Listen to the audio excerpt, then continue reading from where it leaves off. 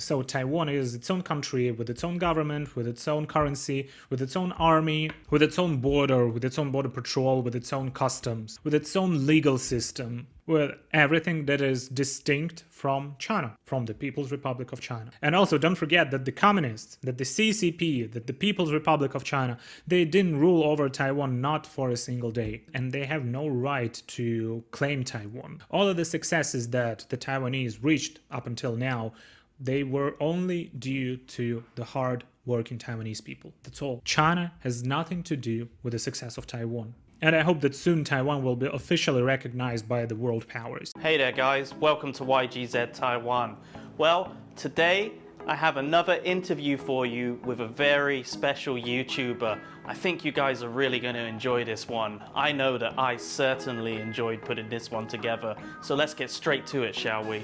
In the last few months, I have recently come across an amazing channel on YouTube called Stan from Poland, Sutan 说中文. I don't know why I never came across this channel previously, because it's been online for 2 years and has amassed quite a following. Stan is a former Taiwan expat who spent a long time studying, living and working in Taiwan. On his channel, Stan eloquently and passionately talks about the politics of Taiwan and China and the cultural differences of the two countries, and best of all, he does it all using the Chinese language. It is very impressive how he speaks Chinese so effortlessly. Stan is a staunch supporter of Taiwanese independence and is a loud and absolutely necessary voice of reason in a world that refuses to stand up to China and its continuous threats to Taiwan. This is a guy who truly loves Taiwan, and I can't wait to hear how Stan will answer the questions I've prepared for him.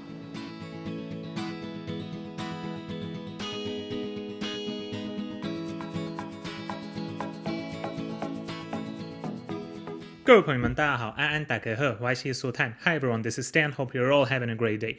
Thank you, Louis, so much for having me here. Okay, let's go with those questions. Well, I spent almost 9 years in Taiwan, and these were probably the most memorable years of my life. Of course, because I met my wife there, that time girlfriend. And Taiwan is a country where I met the best friends I ever had, both Taiwanese and foreign. And in regards to why did I choose to stay in Taiwan, well, after graduation, we got married and I found a job, so it was a pretty obvious decision not to leave this beautiful country. And plus I was just fascinated with overall Taiwan experience, with the people, with the beautiful culture, and me and my wife also wanted to explore the country more. You know, my wife is from Taipei and she wasn't traveling around Taiwan much that time. Well, I used to live in Taipei. Most of my time I actually spent in Taipei, and then I found a job in central Taiwan, so we moved there. You know, Jiayi, Yunlin, Zhanghua, that area, that region. And honestly, I do love central and southern Taiwan much more than I do northern Taiwan. Firstly, I just love the scenery, I just love the mountains of central Taiwan. You know, that Alishan, Xitou, Awanda, this area, Shanlinxi, those places. Plus in central Taiwan, especially in the mountainous areas, you are more exposed to indigenous people's culture. It's also a little bit less humid than in the north, and the winters are not as cold as in Taipei. Even though Taipei and North Taiwan has a lot to offer also. Yeah, I have a couple. One of these is Alishan, as I said before, you know, especially in the morning, early in the morning when the sun is just rising and there are some clouds and you see those cypress trees above the clouds and the sun is slowly going up. Oh my God, it's the best scenery you're gonna ever see in your life. The second one is Awanda. There is a huge water reservoir there that looks like a big mountainous lake. And if you drive a little bit further up to the mountains, especially in around January, February period, you can find beautiful red and yellow maple trees there. I also remember the road leading there. It was a pretty narrow mountainous road, but at the same very beautiful. And for me, the biggest advantage of Awanda was there were not many people there. So sometimes, especially in summer when it was too hot in central Taiwan, we just took our car and drove all the way up to Awanda. It was around 2 to 2.5 hour drive, and me and my wife would just spend beautiful weekends there. Very few people, nice scenery, great weather. It's much cooler in the mountains than in the cities. And you can also hike there all day long, so I really like that place. There are many places in Taiwan I like. I also like southern Taiwan much, like Kenting, that area, or eastern Taiwan. If you go to Tarako or to Hualien, to these areas, they're also magnificent. But the places I'm most familiar with are Awanta and Alishan, those mountainous areas.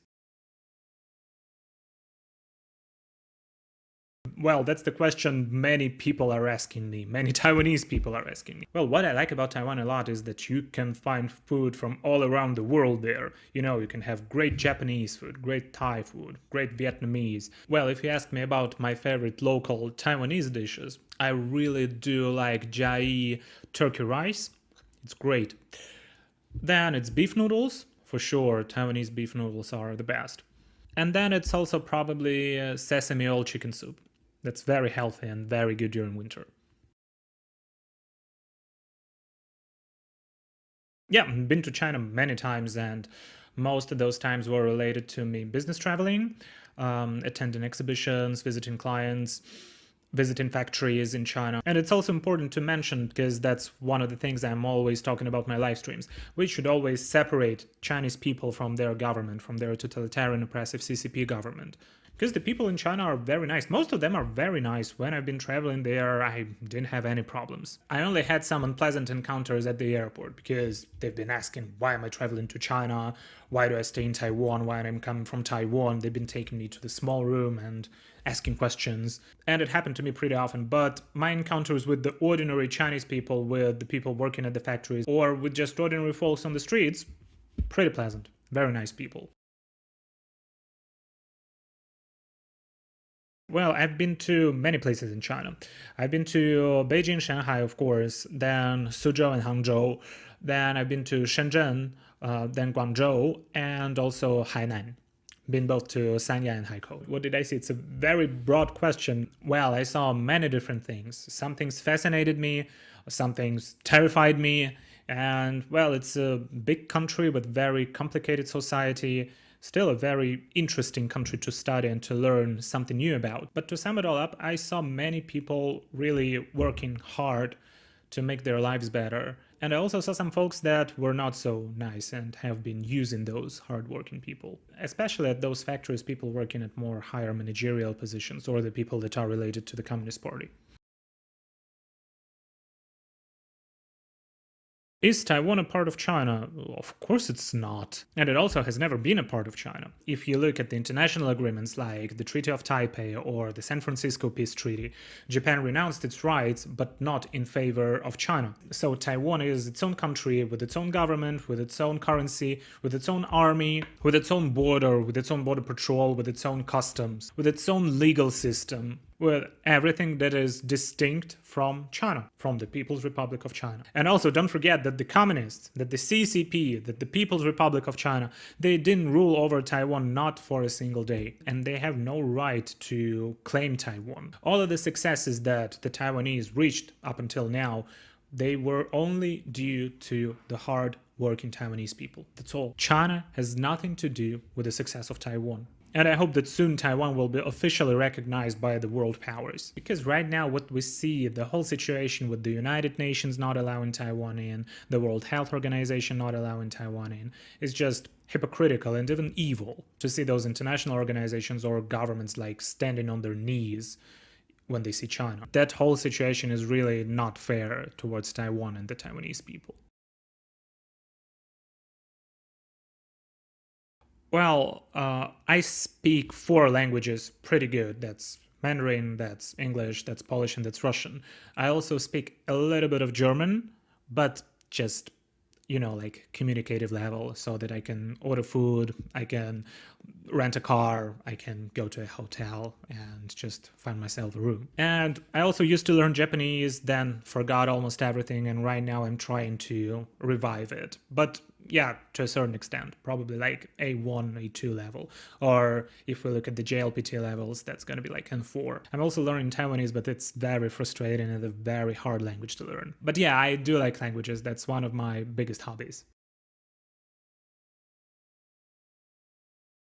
Well, with Mandarin, like one of the hardest things in that language is that you have to memorize as many things, especially characters. And the way people talk, pronunciation is also not easy to grasp upon. On the other hand, grammar is very easy. If you compare English grammar to Mandarin grammar, well, Mandarin is very easy to learn. But just as with any foreign language, you have to spend time with it. And with Mandarin, you have to spend a lot of time with it. Any tips on learning? Well, first you have to have a goal. Why do you learn that language? Right? You have to have a target in front of yourself. What do you want to achieve? Do you want to just travel to a country, or you want to do business with that country, or you're just interested in culture, or like with Japanese, some people learn it to watch anime and manga. These are all different goals and they all require a different level of command in that language. But you should not learn the language only in a single purpose of learning the language. So, because once you start encountering problems with that language, you will probably just lose all of your motivation. For me, that's one of the most important things. You have to have a goal, a target. And then the second one, which is the most important here, it's immersion. And when I'm talking to immersion, I'm talking about like total immersion. You should surround yourself with the language.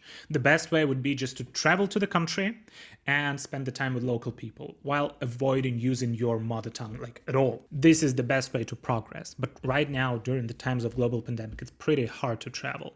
But we have internet and we can do a lot of things by ourselves, right? Because learning a language, it's like 80% it's input. So start with your surroundings. If you're learning English, watch some English TV shows, watch some news in English, listen to radio in English, right? Then just change your phone's interface into English or to whatever language you're learning. Then computer interface, you can do that easily right now, right? And yeah, at the beginning it will be frustrating and hard to get used to that. But with time you will see that you are more and more getting acquainted with the language and how the people are talking to each other. And it will be a more efficient way to learn the language than just memorizing some grammar rules. Then talking to people is also very important. You can find some language exchange. And if you want to have more like a proper language training, you can also have some online classes, even with native speakers. So right now I think learning a foreign language is easier than it has ever been. But sum it all up, you should have a goal and you should immerse yourself in the language. Yes, for sure. I've been planning to come to Taiwan since before the pandemic started, right? My original plan was to go early 2020, but then, you know, the borders were closed and mass lockdowns followed. So yeah, once the pandemic is over, we will surely go to Taiwan. So right now we're just waiting till the life will be back to normal, more or less. And yeah, we'll go firstly for, I don't know, a couple of months and then maybe for a longer period of time. It depends. But yeah, Taiwan is also my home. I have family members there. I have my best friends there. And it's very sad that I spent such a long time without Taiwan. Well, my message to the Taiwanese people is be yourself, 做自己, and keep up with the great work you're doing. Taiwan is a very beautiful and a free country with rich and diverse culture, with very welcoming people. And I only hope that Taiwan can keep on prospering. Still, there is one thing that the Taiwanese people should be careful with, is that big and nasty neighbor on the other side of the Taiwan Strait. Because the unrestricted warfare campaign that they are right now launching against Taiwan is unprecedented. But I think that at least for now, Taiwan is doing a very great job at countering it. So yeah, my message to the Taiwanese people, just be yourself. 做自己. And yeah guys, don't forget to subscribe to YGZ Taiwan channel. He is a great content creator with some first-hand experiences. Thank you Luis for having me, and thank you everyone for watching. This is Stan, I see you in the next one. Bye bye. Some amazing answers there from Stan, and I really appreciate him taking the time to come on here and answer those really important questions. So I'd just like to say thank you Stan, and you are always welcome to come back onto this channel anytime you want. Now guys, I strongly recommend going onto Stan's channel, checking it out, subscribing, leave him a message, let him know how much you appreciate him standing up for Taiwan. He's really doing a fantastic job.